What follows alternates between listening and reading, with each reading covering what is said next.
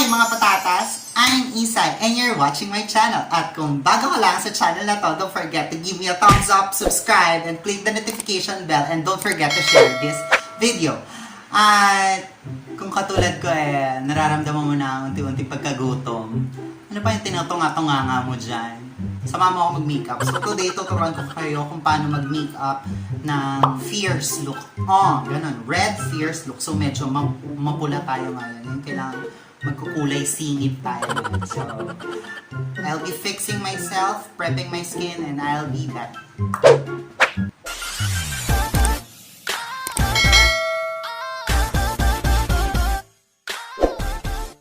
And I'm back! At kung mapapansin nyo, nakapag-prep na ako ng skin, nakapag-foundation na ako, and nakapag-eyebrows na ako. At kung gusto mong matutunan kung paano ang pag-eyebrows or ang tamang proseso ng pagkikilay, just click this link there. Yan, yung video na yan. Click mo yan, girl, para makapagkilay ka. So, using your eyeshadow brush, kasi walang mga number yung mga brush ko, girl, kaya hindi ko alam kung para saan. Get highlighter. So, using this, kita mo yung color na to, medyo makintab siya. Ilalagay lang natin siya sa brow bone. Siguro naman familiar ka na kung paano ang tamang pag-eyeshadow. I-tap mo lang muna siya sa yung brow bone.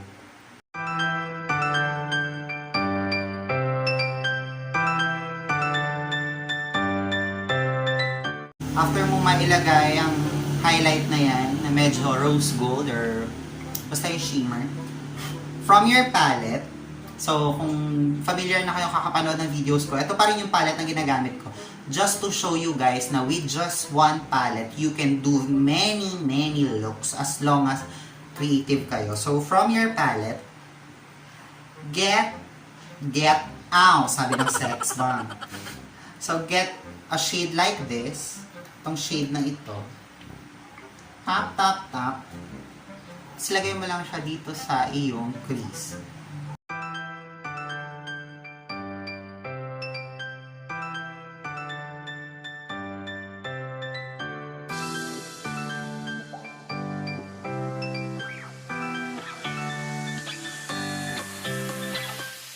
Kaya kadalasan yung iba, pag nag-eyeshadow kitang-kita mo kung saan sila naglalagay. Kasi kuha, tapos lagay, tapos kuha, lagay.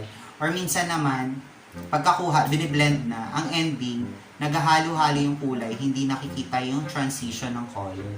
So, as much as possible, yung tinuturo ko sa inyong technique na tap nyo lang muna yung color, tapos kung ano yung natitirang product sa brush nyo, yun yung ipang-blend nyo. At utang na loob, huwag kayo mag-eyeshadow nang hindi naman bagay sa inyo. Kasi yung iba, hindi na nga pigmented yung gamit na makeup. Nakukuha pang lumabas, girl. Pag hindi pigmented yung makeup mo, gumawa ka ng paraan. Basain mo. So, gagawin ko lang to sa kabilang mata, no? A few moments later. At natapos na nga, nakapaglagay na rin ako sa kabila. So, from your palette, eto medyo kakaiba to, Ito ay isang trick. Kumbaga 5-minute craft or hack or whatever. Light pack daw. Get red lipstick. Tapos flat brush na, ibang flat brush na naman Tap nyo siya dito sa iyong mata. Tapos dumilat ka ng bongga para kumalat siya. Tapos nakita nyo yung taas na yun. Yun yung susundan mong pattern.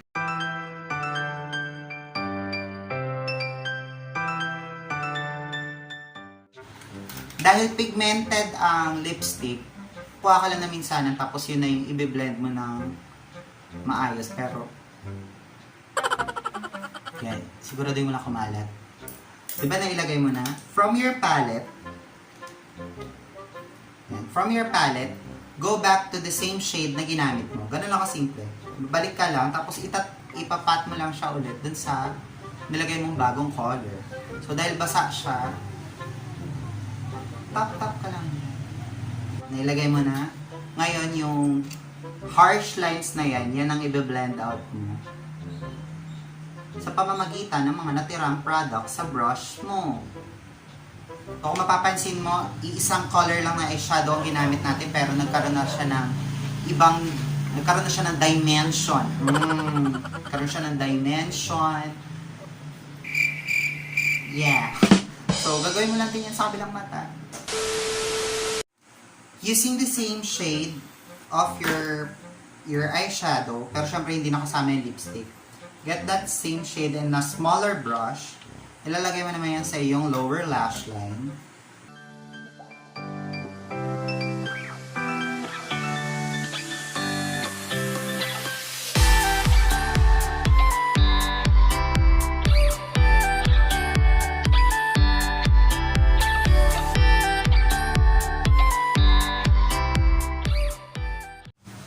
After putting ina mo. Get a flat brush or kung may eyeliner kang brown, yung ginamit mong pangkilay, ilalagay mo lang yun sa iyong waterline. And in this case, I'm using a small brush. I'm going with this dark shade here, yung brown na malapit na sa black. Tapos yun ang nilalagay ko sa ating waterline.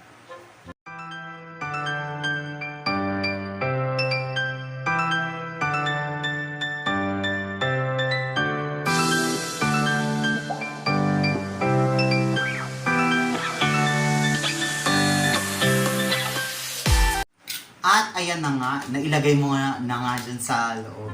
So, ang next na yan kung naalala mo yung unang nilagay natin para sa ating brow bone, yun ang gagamitin natin pang-highlight sa inner corners ng ating mga mata just using hands. Bakit hands? Because I say so. So, ako ay magli-liquid eyeliner ng cat eye and then false lashes and I'll be back. A few moments later. Ayan, so nakapag cat eyeliner na ako yung gems. Nakapag false lashes na rin ako. And next process, ang slang ng process. So syempre, tayo ay mag-contour. So, you'll be just what? So get your contour, pang-contour mo. Baka na pang-contour mo. Tapos, using a flat surface, from the corners of your mouth hanggang sa top part ng iyong ear, yun ang gagamitin mong pattern para tumaas yung cheekbones mo. Para napupull up ng ganun. Para on the spot, bago mo retoke. Ganun. Kita nyo, ganyan. And then, pat from here, yes.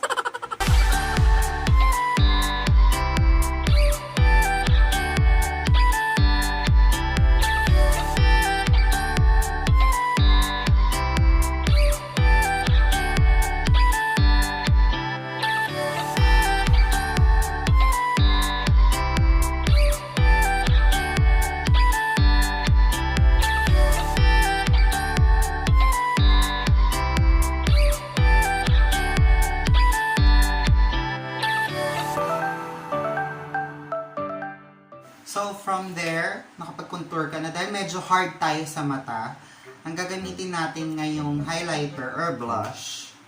So, ngayon ang gagamitin natin ay ang Shawil highlighter blush. Ganyan lang. Hindi na tayo magba-blush or hindi na rin tayo mag-highlighter. Ito na lang din.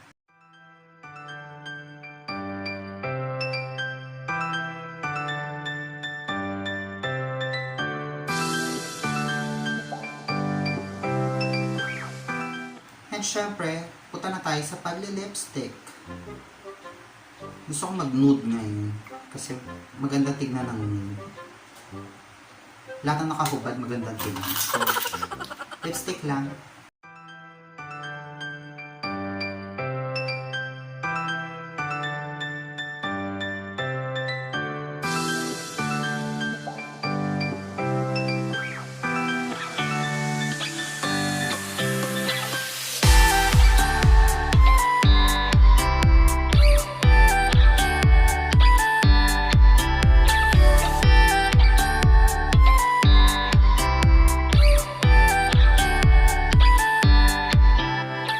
So, after mo mag-highlight ng iyong collarbone para magmukha kang payat, at nakapag-lipstick na rin ako, syempre, ang next mo na ay mag-klabebe, which is optional. Kung katulad kita na kalahati ng iyong mukha, noo, edi, wow, congrats.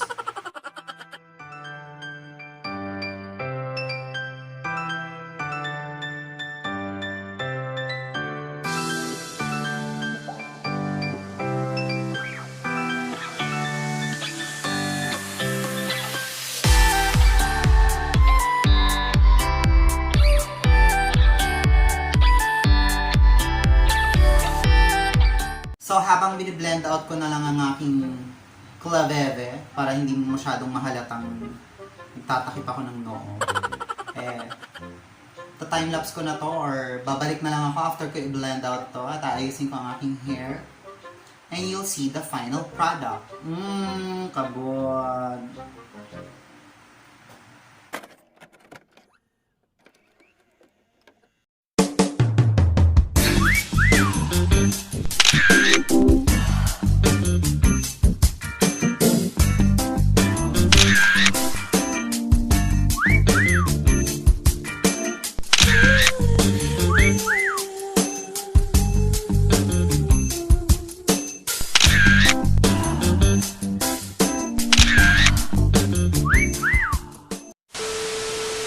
And ayan na nga. Oh.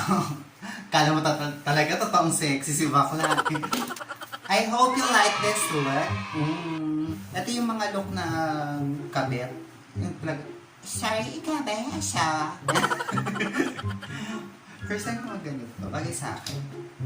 So, kung natuwa ka sa look kong to at masasabi mong bagay ba, please comment down below. Don't forget to comment para naman ganahan ako at malaman kung talaga na-enjoy niyo ang panonood sa akin. At maraming salamat sa patuloy na pagsubaybay sa mga sumusunod na kabanata. At kung katulad ko unti-unti ka nang nasisiraan ng bait sa inyong bahay. Maraming salamat sa pagsubaybay. Ano ba yung nagsasabi ko? So, kung katulad ko nagugutuman ka na rin dyan sa inyo. Ayan. Samahan mo ako, mag-makeup tayo para pagkatapos na lang ng quarantine na ito pare-pareho tayong Diyosa. Nag-start yung quarantine, patatas ka paglabas mo after quarantine. Yung sinayang mo. Ganern. Siyempre, kinukutuban na rin ako dyan na marami na rin mga empleyado na nagbabalak mag-resign sa kanilang mga kumpanya dahil siyempre wala silang natatanggap na tulong at isang malaking good luck. Hope makahanap ka ng matinong boss.